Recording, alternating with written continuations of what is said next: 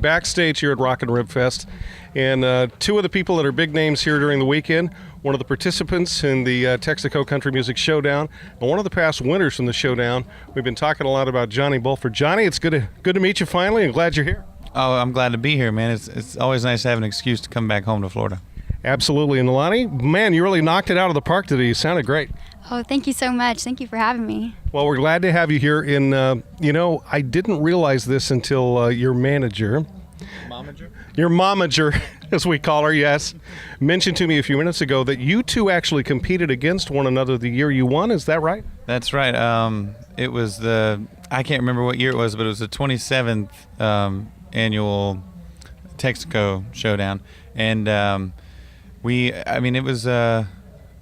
I don't remember. She just said it too. She's like, I don't remember it very well. I'm like, I don't either. It was such a blur a long time ago, and everything was so quick going from locals to state to regional to nationals. But I do remember a 12-year-old that was really good.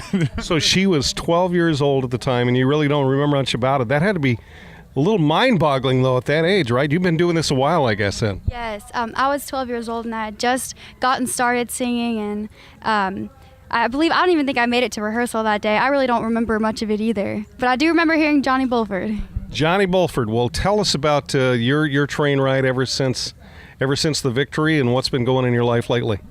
Well, for the past 4 years, I've been bragging about beating a 12-year-old pretty regularly in interviews and stuff. I about a year after I won the Showdown, I used the money I won to travel back and forth to Nashville and take a bunch of meetings and a bunch of co-writes and landed a deal at Warner Chappell, a publishing deal. And since then, I got a cut on Chris Young called Flashlight on the Neon album, and I also wrote number one last year called A Woman Like You. That is a great song, Lee Bryce song, A Woman Like You, and you wrote it. How about that? It's nice. It keeps the power bill paid. So, as I always say in radios, my bank and my mortgage holder really appreciate the advertising, Mr. Advertiser. Well, it's nice to hear that. And the way I kind of caught up with you two, I was about to talk to you, do a little interview with you, Nalani, and then Johnny walked up, and I didn't realize at that point that you guys competed against one another. But it was really nice to hear he was giving you a few pieces of advice. So what'd you pick up from that so far? He was telling me all about songwriting, and I asked him if he had any advice for me, and he just said to keep writing and write all the time, 24/7, no matter what it is. Always write it down, and I'm definitely gonna pick up on that advice. So, if you were fortunate enough to win the Country Music Showdown, what do you think the first thing is that you would do?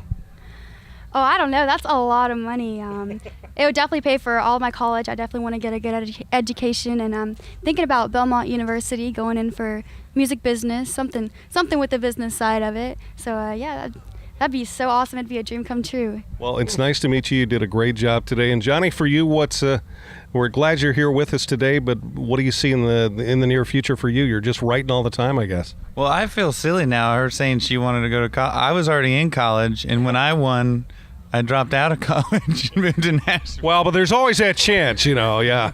She says that now, but definitely stay. I had, I think, a semester left, but Warner Chappell signed. But as for me, from here on out, I'm gonna do what I told her: keep writing everything I can think of, and just hope that it sticks somewhere, Well, thank you both for your time, and thanks for being with us here in Palm Coast for Rockin' Ribfest.